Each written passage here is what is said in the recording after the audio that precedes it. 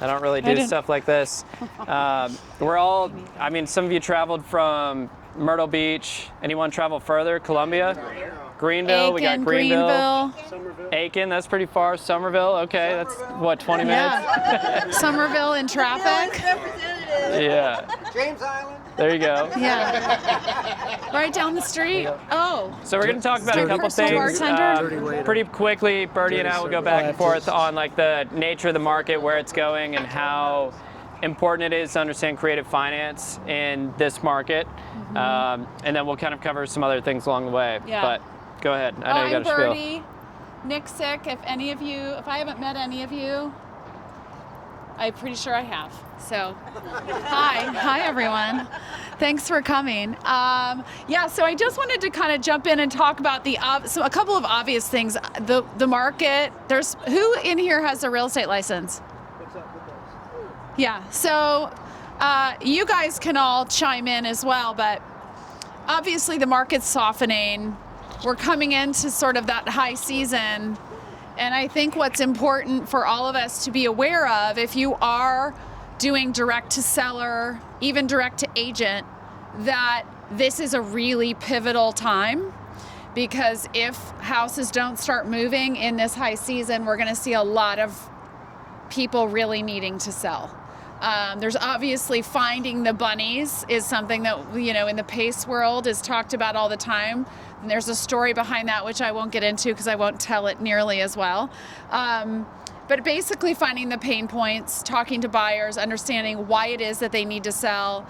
And especially as this market has softened, those houses that have been sitting, that will continue to sit, if they're either upside down, they can't drop the price because they feel like, I don't have the money to come to the table to write a check to close. Those are great opportunities. And then also, some of those contracts are going to expire, so you have opportunities to call those sellers. So if you are a person that picks up the phone, get at it now, because you're going to want that practice. Just, the reps, putting in the reps and using your words to try to ask those questions that are digging deeper, because then what happens is at the end of the summer, when you have the opportunity, that those people might really, really, really need your help.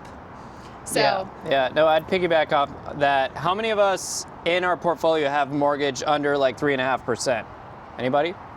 So look at this. It's like almost half the group, well, maybe a third of the group has like really good debt. And we're all crazy people. We're not like normal people. We like to buy real estate, and we're not afraid of it because we understand it. We understand that like good debt on a cash flowing asset, like you want to hold on to that. But the rest of the world, they have really cheap debt, and they're like, well, I don't have an option to leave. If I were to sell this, look at what's happening in my communities. Look at my comps. They're not moving. They're sitting. So what you're saying about like really solving those problems, I mean, go make that list on Zillow where you favorite all these homes. They might not be a deal today. There might not be enough pain and motivation. But after summer goes and it's their third time listing it, they're like, a really good agent couldn't sell this house, and I had seller financing in the description. That's where you can go in and you can be like, I can solve your problem. I can take over your 3.5% mortgage. I can come to the table with $50,000 or whatever it is to make the deal work. And we're coming into a really good time to be able to do that, because not everybody's getting creative. Yeah, and I do want to touch on one thing, if you don't mind speaking up about this. A lot of us who've bought SubTos in South Carolina, as we all know, it adjusts for the investor rate, which might be the next torch I carry. The next hill I try to die on is, let's go South Carolina. All of this industry is coming in. We want those jobs. We want that industry. And all of those people, all that workforce housing, all those people who need houses, some of those people can't afford to buy a house. They haven't saved the money. Maybe they don't have the credit, down payment, whatever. How are they going to live where they now have this great job? They're going to have to rent something. Well, who's going to provide the houses for these workforce housing people? Investors. So why are you sticking it to the investor, who then has to adjust the rent rate to make up for the higher tax, right? So it's like, we just got to get it together. So I don't know if anyone's in the political realm, but let's have a conversation about Yeah. about that. Oh, we should go kick but down some really, doors in I mean, Columbia. we want those jobs. We've got all of this manufacturing that will likely continue to come our way, and we need houses.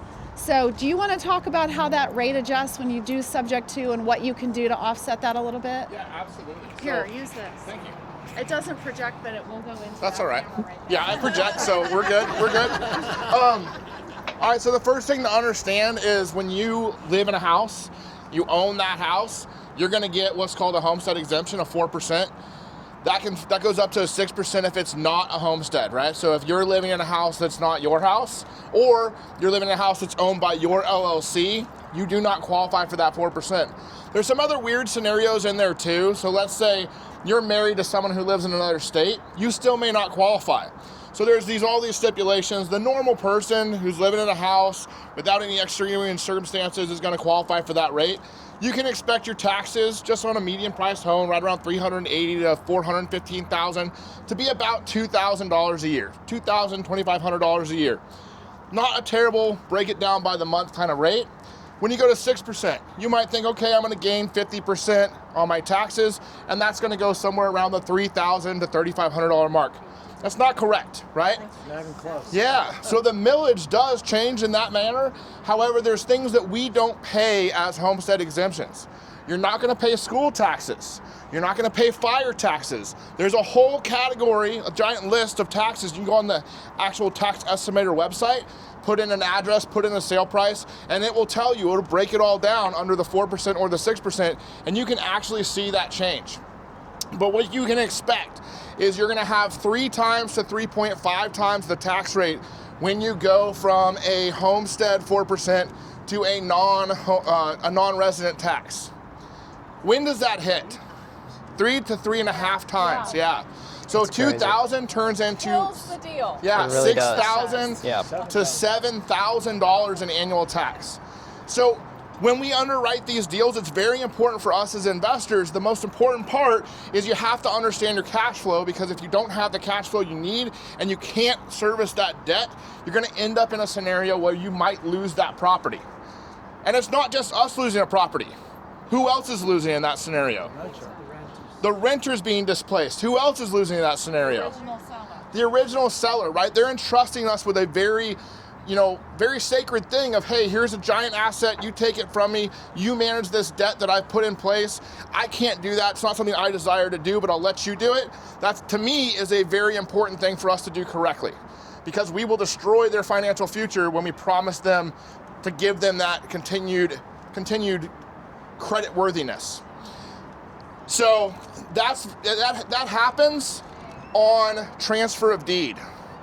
Right, I'll say that again. It happens on transfer of deed. It's an automatic change on the transfer of deed. So if you think that because you're not doing an actual purchase, that the debt's staying in place, that you're not, as soon as that deed transfers from one entity to another, it happens.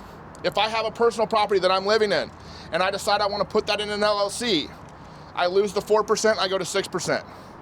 I go from $2,000 a year in taxes to $6,000 to $7,000 a year in taxes. And when does it adjust? You're your own Yeah. slumlord then. Yeah, that's a great, When does it adjust? and it adjusts on that next tax year, right? So, Do they make up for it?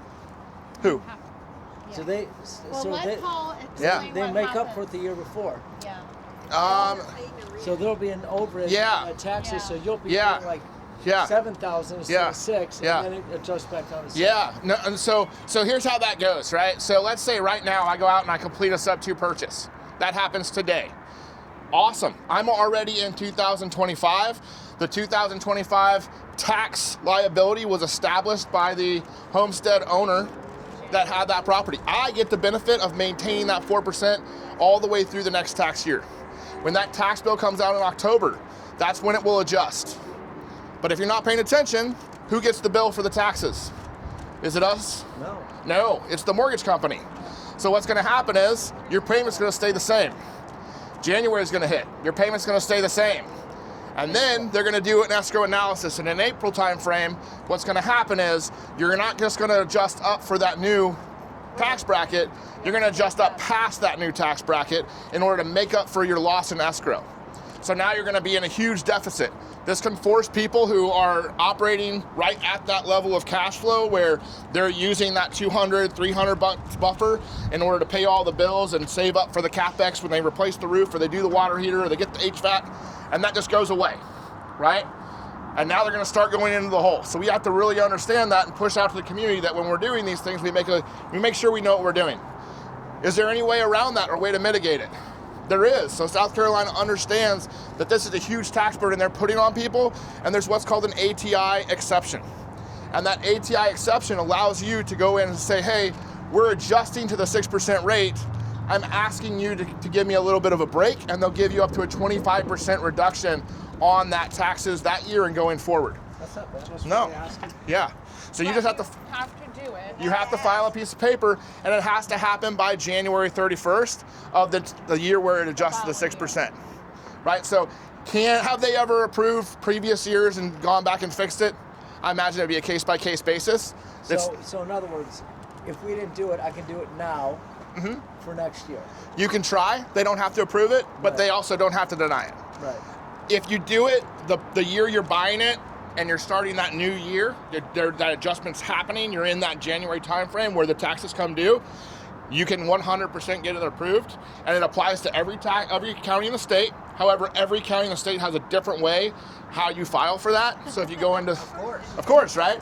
But it's a state law, so it all falls under the state law. Some counties have made it very simple, like Charleston. There's a form. You fill out said form, you bring it in, you give it to them, you pay a little bit of processing fee, they'll approve it, not a problem. Other counties like Dorchester, you have to go in and figure out what that needs to look like and how you're going to present that to them. Yeah. How does that not trigger the mortgage company to call the loan? Yeah, perfect. So the mortgage company, one, in South Carolina, it is unfortunately very common for people who live in their own house to not file for the 4%. Right? So if you are a real estate agent out there, or if you're somebody who's selling someone a house and they're buying it in their own name, please tell them to file 4% and please follow up with them. Yeah, closing attorney will. Some people do, but they forget. Yeah, and They don't. yeah, and unfortunately you can't. If you're a go-getter and you're like, hey, I just closed on a house, tomorrow I'm going to file. Well, you can't because the tax records haven't caught up yet. Yeah. So you have to give it about 30 days before you can even make that file. So you have to be planning, executing, making it happen. There's plenty of times that I go to list somebody's house, and the first thing I do is I check their tax records, and they've been paying 6% for over 3 years. At that point, we go and we file, and they're probably going to get a refund of around $10,000 to $15,000 just as they pay back those taxes. If you don't ask for it, you never get it, right? So that's something you can go off and you can look for. But back to the original point is, as we're establishing this in that January window, from January 1 to January 31st, that's where you want to file for the ATI tax exemption, and that's where you can save yourself about $1,000, so call it $100 of cash flow a month. That's excellent. Thank you. You're welcome. Wealth of knowledge. Great information. Good job, Paul. Okay, so then you want to talk about social media and Yeah, I mean, Yeah. so a lot of you guys have been hearing about the importance of intentional marketing and putting your face on the internet. And I mean, that's something Branding that yourself. none of us want to do. It's very uncomfortable. Even like this do. little microscopic camera. I will market myself all nervous. the time. Usually I'm behind the camera. Yeah. But I think it's important. I know Paul it's likes to important. do it. So, I mean, how many of you don't have an Instagram yet? It's okay. Raise proud. Proudly rep it. Be proud. It's okay. of yourself. It's okay. But you should have someone doing it for you. Today's your first day. Happen and don't use it. Yeah. Or use it. Well, Use it with her. here's the thing.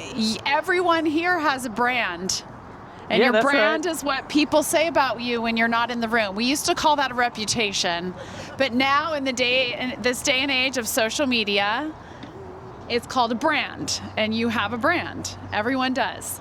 So if you're not branding yourself, that's your brand, whatever people want to make it, Well, right? I think we overthink it. Like, I have a expensive camera because I'm a photographer, and I'm always like, oh man, I got to produce this thing. But what ends up doing the best, and some of you guys have liked it, is if I'm like, just like, yo, it's a beautiful day. I'm so lucky to live here. Yeah. Check out Charleston. You know, and that's what people want to see. They don't want to see this thing that you're scripting and you're like, Produced. They want the real. Yeah, be real. Does anybody know what that's? Be Real? Do you know what that is? Does anybody know what that is? There's a social media called Be Real. It's like Snapchat where you can't add filters, you can't really script it. It's real. Yeah. Like you get a certain time where you have to like take a picture and show what you're actually doing, and it shows front and back what you're doing in that moment. Yeah. So everyone has to do it at the same time. It's called Be Real. I bet your kids probably have it. So this is incredibly it's We don't wanna incredibly know. uncomfortable, but I gotta probably have it. They might.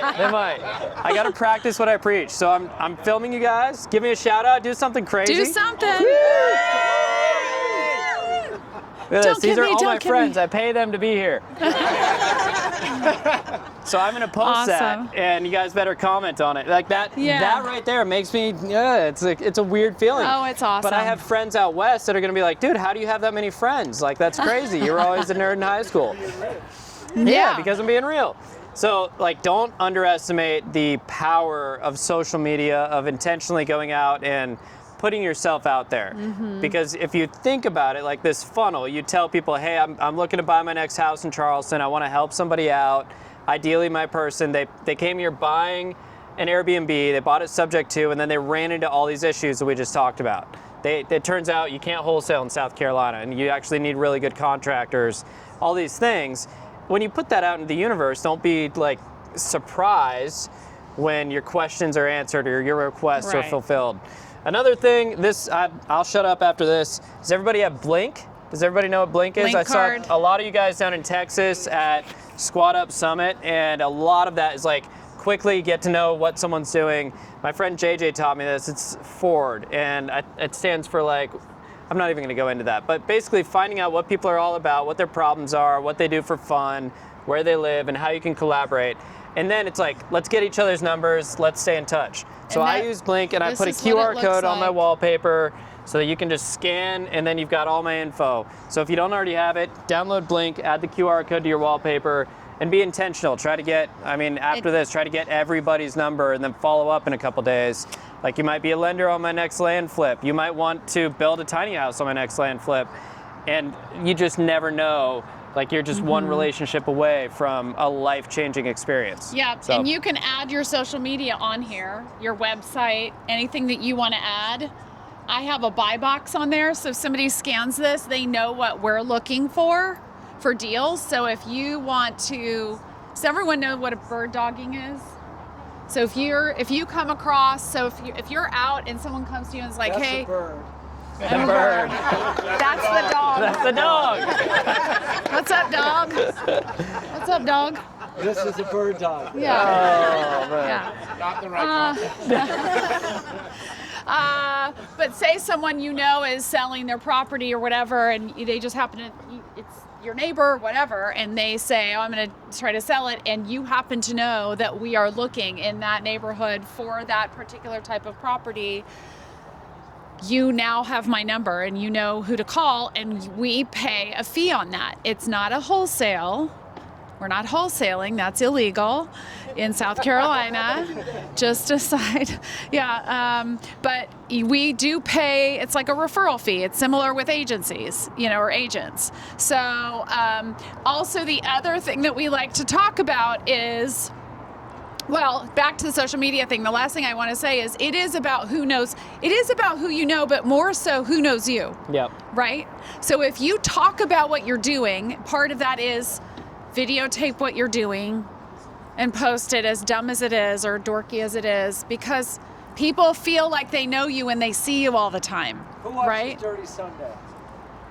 Dirty Watch Sundays. Sunday. What's Dirty Sunday? What is Dirty Sunday? It's our silly It's the little bird thing dog. that we do on Sundays. The bird dog. It's 2 minutes long, and it really is just a silly thing, but we make it fun, and it's so people think that they know. So we've at Squad Up, it's just on Instagram. So at Squad Up, people are like, "Oh my gosh, Dirty!" It's David and Birdie equals Dirty. That's what we do. So. Anyway, it is about who knows you. So that's our big push on just get on social media. It's uncomfortable for everyone that's over like 50. right? Yeah, but we're It's all con- here to encourage I love each other. it. Whenever they post, like a lot of us, we comment and we're like, "Oh, dirty." We say something cool because we're here to like support each other Exactly. and help you feel less uncomfortable when you post that. Yeah. Because you always a couple hours later you're like, "Oh, it only has 2,700 likes or whatever." I know you're Insta famous, so you're like, it doesn't have enough comments. People don't like it. But when you can support your friends and just do a Exactly. fire emoji or something like that, it goes a long way. Right. And then so bird dogging is if you know somebody that wants that type of deal and you go to them and you're not an agent and you don't have like, obviously you're not doing a referral business. That's what we do with bird dogging. Also wedging yourself into a deal. Not a wedgie. No. Right. Wedging yourself into a deal is like this. He's buying a piece of land Yeah. or I bring him a piece of land. Let's just use a real example. Oh, David yeah, brought yeah. me Let's use a real really example. cool piece of land out in Edisto Island, and like we're bringing you into the deal. Yeah. It's Right. probably the easiest, most fun money you'll ever make. Right. I mean, it's a really cool deal. It's an awesome deal. And you just did an amazing connection with the guy who was selling it. I think you met him at church, right? Or No. somewhere? No. I called on a piece of property and then we went to his house. Oh yeah, we yeah, the hung beach out house. with he and his No, wife. we No. went- Yeah, we went to his house In Goose Creek. So anyways, you found this deal and you're like, I wonder if I know anybody that does this. And you probably saw one of my no, silly, I knew stupid you. Instagram we videos. talked about And you're it. like, oh, I should bring it to him. Yeah. And we're doing the deal. So that's like perfect example of bird dog. At Squad Up. Yeah, that Right. was fun. So wedging is a little different than bird dogging can be for a fee, right? So you're just like, I don't want to be involved. You take it, you get a little referral fee. Wedging yourself in the deal sometimes can be an equity play. Yep. Right? So if you find somebody wants to redo a house, he's a fix and flipper, and you're like, hey, I'd like to learn, which is also orbiting, but I'd like to take a piece of that and I'm going to help with like the design. Yep. And so I would wedge myself into that deal. And then you negotiate a percentage of that back end or the equity of that deal. And then the Well, yeah, orbiting thing. Yeah, and to piggyback off that, like Tommy, I know he knows how to work a camera. So if I find a deal that he brings to me and he's like, hey man, it's close to my house, instead of giving me a $15,000 assignment, would you be down to just have me swing We by? don't do that here, remember? Right. Hypothetically, in North Carolina. In But North would Carolina. you be down for me to swing by every day and take a couple pictures, make sure your GCs are doing the job, make sure all the vendors are there, whatever. And then he can wedge himself in and get equity on the deal so that once we sell it, he can make a lot more than, said $10,000, $15,000 in assignments. So that's the idea of wedging yourself in. And then another thing that we are kind of toying with is called the orbiter. Like you orbit around someone's existing business, right? So that guy that just left, Travis, not him, but the guy that you guys met earlier, he was my mentor up in Charlotte. And he flips and rehabs at volume. They do really high-end flips. Like there should be a TV show about these people. And I met them one day when I was just getting into this. And I said, hey, I have a camera. Can I come shoot some of your projects and learn from you? And he was like, yeah, but I'm not just gonna pay some random kid off the street. And then he saw why, I was lazy, and then I went and took pictures and they were bad. And he would tell me, and he was like, I'm gonna do this right. I'm gonna show you like how to make money in real estate. And so it took a couple of years of just trying to shoot all of his projects, help him manage Airbnbs, little stuff. And by the time I was ready to go fly out of the nest, I had learned so much just by being around him. I had made a little bit of money in real estate along the way to like justify the time that I was giving him. And that's essentially what everyone that has businesses should be doing. Be a steward to the younger people or the people who don't have experience, they want to do it. Kind of bring them in however you can, not to where it's like a nuisance, but like I do land, and there's a lot of times where I can kind of just underwrite a land deal on a Zoom call with 10 or 15 people. Mm-hmm. They might not see money right then and there, but then they know how to bring me a deal, not just something that's, they think it's a piece of land for sale that maybe it'll make sense. Like I'll show them exactly what I'm looking for. So like Teddy, you have a pretty awesome organization and momentum up where you guys are at. So someone could come in and just kind of watch over your shoulder and really, after 2-3 weeks, get so much value that they would usually have to go pay for. So the Orbiter program is what a lot of people that are in Owners Club and some of these even SubTo, a lot of people are doing, to where they're like trying to bring people into this sphere and show them and share and try to give as much as possible. So if you have a business, if you have deals that you're doing, I would tie it all the way back to the social media, share what you feel comfortable with, and help people come into the story. Because you never know, like that one little 15-second video of you like, man, I made $15,000 here and I'm gonna show you how in 30 seconds or less. That might be something that someone sees on their worst day where they're rethinking everything in their life. And they see that video and they're like, wait, I can make $15,000 just by connecting two people or bringing someone a deal. So just never underestimate the power of like what you have to offer and what you can bring, even if it's $1,500. Just telling that story at scale and sharing with a bunch of people. And a lot of times too with the orbiter, so like someone like Sammy might orbit me doing design. I would give her tasks that's not where my best and highest use of time is. So it's like having an intern that you might not pay right then, but if they're going to get paid on some project. So it's just kind of rethinking in the creative real estate space, the internship concept. Yeah. Please. So it was actually really cool. I met Lauren Kubit, and I wish she was here tonight, but she's not. We met at a foreclosure auction. I was actually there with John. We went to the foreclosure auction, and she was like, hey, did you sell the house on Delafield? And I was like, yeah. And at first I thought, that's weird, you're recognizing me from selling the house, but then, you know, I'm the guy with the beard and the Hawaiian shirt. And the smile. Yeah, right? Like, okay. Yeah, you don't remember the yard signs, but you'll probably remember mine. Okay. So I was like, oh, yeah. So we talked for a little bit. And she was like, hey, I think it'd be really cool if we went and we did whatever. And I think we went on to the next projects, and she tagged along. And then she was like, hey, you flip houses too, and why are you here? She was relentless. She was. And like, so I want to learn. I want to do this. And so I was like, I'll tell you what, I'll do something that I know works, but I'm probably not going to spend my time doing it. But if you want to spend your time doing it, we'll get the fruits of those labors together, and I'll walk you through the process, and we'll do it. So she wrote up 14 offers for on MLS properties. Yeah, before we submitted, 2 of those went under contract, so 12 got submitted. And we got laughed at 10 times. Like literally people calling up, yelling, being like, you think they're gonna do, you think I'm gonna submit this offer, blah, blah. 2 of those houses went under contract. We have 2 houses that meet the 70% rule for flipping straight off the MLS. Sweet. With 2 days worth of work, right? Like crazy, right? But it was just because a task that I already know is proven, she wanted to do it, and I said, hey, if you're willing to do it, I'm willing to work the process with you.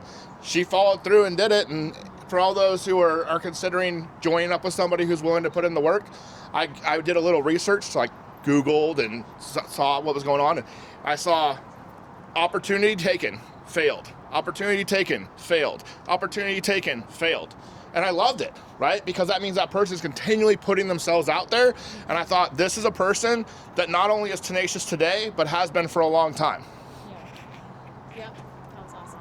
That was awesome. Yeah, and again, going back to what we started the conversation with, this is the time to be making those offers, I think. Yeah. Just start practicing now. Yeah, What there's else? a lot of sellers and agents even that are anticipating, oh, there's all these buyers that are coming out of the woodworks, but it doesn't seem like they are. People are still buying. There's still deals out there, but as an investor, there's never been a better time to understand problem solving and creative finance. Like That's a lot right. of people don't even think it's legal to do half the stuff that we know about. I mean, I bought a really expensive house last year without any banks. They didn't check my credit. They didn't check any of my history. It's crazy to me, but it's a good deal. And like the attorneys were like, yeah, we can do this. And I'm in this space, and I didn't even understand that. I was like, it's that easy? Yeah. It's really that easy? So it's a really good time to understand creative finance and really knowing what you want and trying to like squat up truly with people that are doing that. And if you guys are, I don't know if everyone's a member of SubTo or not, doesn't matter. There's a free Facebook page. You can go onto the South Carolina Creative Real Estate page. If you have deals, if you think you have a possible like a seller that you think might be open to it, but you're nervous about having that conversation, reach out to one of us who have done it for a while, and we can try to help you close that or get it under contract. Also, there are a lot of people in SubTo that are really fired up about buying right now. Oh yeah. So if you get on there and you can say, like, this is what I have, or these are the 3 properties that I know I can get under contract, they will help you if they think it fits their buy box. So utilize social media to help you move forward. Yeah, the last thing I'll leave it with is, like, I've never used Rehab Wallet. I really try to avoid using traditional, and I wouldn't even consider that, you know what I mean. But a lot of people have like this mindset block of like, well, how would I get this deal funded? This RV park, this hotel, this like next level thinking of a big deal that is going to require, 6 figures, $1 million cash. How would I get that funded? That's where the deal stops in a lot of our minds. And that's something that you absolutely need to kill, because there are so many people that have money sitting in a 401k, a self-directed IRA, or they just have a shitload of money. And they're like, I need deals. I'm not interested in flipping little onesie-twosies. I need real deals where I can make $12 million at a time. And what is today? Tax day. Let's go. So if you're not thinking about not paying taxes, you should. Absolutely. All right. Anybody else want to share anything? Any Q&A? Should we go No. around and say like what our problem is, what our business is? Yeah, what you need. Anybody start. need something? I look for land here in the Low Country and Aiken. I've done some stuff in Aiken County, Lexington County, even up in the Greenville area. And bigger the better. Direct seller. My ideal seller, they live out of state, they inherited a property, they haven't been on it in 20 years. So we need more land. And I don't know what I need here. Land. Land. You just said Need more land. That's it. That's it. Yeah, I said it 5 times. You guys heard me, right? you need land. So, yeah, Okay. you go next. I need some land, man. All right. What do you need, David? I don't need anything. Because she's got Excellent. you. Oh my gosh, did everyone hear that? She needs nothing. Get it Say right. that again. I need nothing. She needs nothing. Okay, so what I need Tommy Wilson to come on board and let's get your deals going. Let's get some deals for you. We got some things that we need to do, right? Right? So we're looking for all kinds of things to fix and flip. We got a couple properties. Interestingly enough, one thing I do need, I'm looking for, as of this morning, if anyone has $750,000 and wants to make 25% on that money, give me a call.